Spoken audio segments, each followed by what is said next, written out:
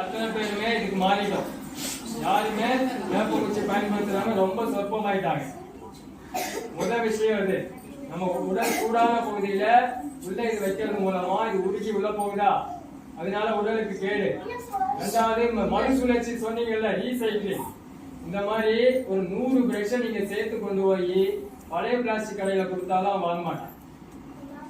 காரணம், இருக்கிறதுலே மட்டமான பிளாஸ்டிக். மறுசுழற்சிக்கு கூட தகுதி இல்லாத ஒரு பிளாஸ்டிக் குச்சி, அதுல ஒரு மட்டமான நைலான் பிளாஸ்டிக் ரெசில்ஸ். இததான் நாம காலையில எந்திரிச்ச உடனே வருஷத்தோட 365 நாளும் நம்ம வாய்க்குள்ள வச்சு கலக்கிறோமா? உடல் சூட்டுக்கு அது கடைஞ்சு உடலுக்குள்ள போகுதா?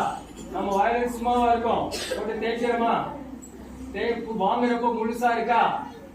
ஒரு மாசம் கழிச்சு பார்த்தா இதுல பாதி காணாம போயிடுதா? இந்த மீதி பாதி என்ன ஆயிருக்கும்? வயிற்றுக்குள்ள போயிருக்கும். தேய்மானத்துல வயிற்றுக்குள்ள போகுதா? ரெண்டாவது, இதை உள்ள வச்சு நாம அப்பதான் டிவி பார்த்துக்கிட்டு விளையாடிக்கிட்டே கடிச்சுக்கிட்டே இருப்போமா? ஒரு 4 மணி நேரம் பல் வளர்க்கிறவங்க எல்லாம் கை தூக்குங்க. 3 நிமிஷத்துக்கு மேல பல் துளக்க கூடாது. அதுக்கு மேல பல்ல வச்சிருந்தீங்கன்னா உங்க பல் காயம் பட்டு கலந்து போகும். ஓகேவா? நம்ம கடிச்சு சேதப்படுத்தி அதுல கொஞ்சம் உள்ள போயிடுதா? தினசரி நம்மள அறியாமையே பல ஆயிரம் பிளாஸ்டிக் துகள்களை இந்த பிளாஸ்டிக் குச்சி மூலமா நம்ம உள்ள எடுத்துக்கோம். இப்ப சொன்னோம் இல்லையா, புற்றுநோய்க்கு அடிப்படையான காரணமா இததான் சொல்றாங்க ஆராய்ச்சியாளர்கள். இதுக்கான முடிவுகள் நம்ம கிட்ட இருக்கு. வாய் வழியா தான் புற்றுநோய்க்கான பிளாஸ்டிக் துகள்கள் உள்ள போகுது. ஹார்ட் அட்டாக் கேள்விப்பட்டிருக்கீங்களா?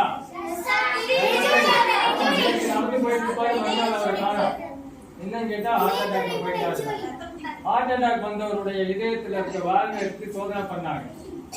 அந்த என்னென்ன கழிவுகள் போய் அட்டாக் பண்ணி அதை அடைச்சிருச்சு. இதய வால்வு அடைச்சாதான் ஹார்ட் அட்டாக் இருக்கும்.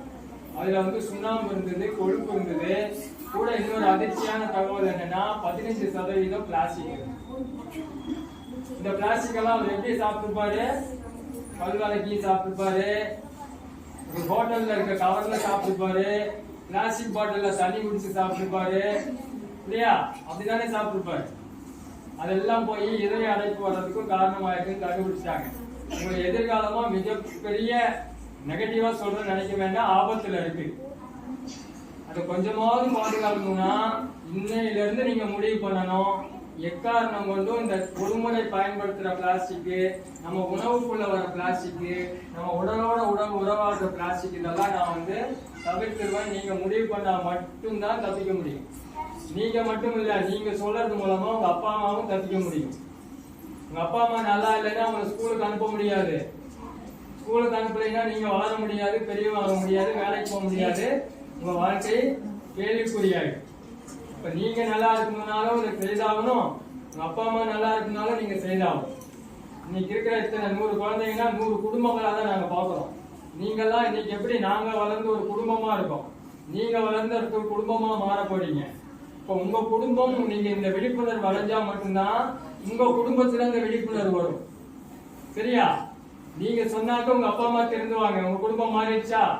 நீங்க வளர்ந்து நீங்க குடும்பமாகிறப்ப நீங்க இந்த உணர்வோட இருந்தாதான் உங்களுடைய வாரிசுகள், உங்க உறவினர்லாம் இந்த உணர்வோட இருக்க முடியும்.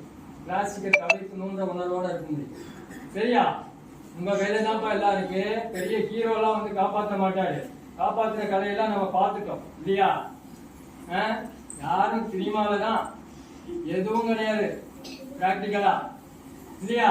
அதனால நம்மளை நாம தான் காப்பாத்திக்கணும். யாரும் குதிக்கலாம் மாட்டாங்க, எல்லாம் வயலுக்கு போயிடுவாங்க. ஓகேவா? அதனால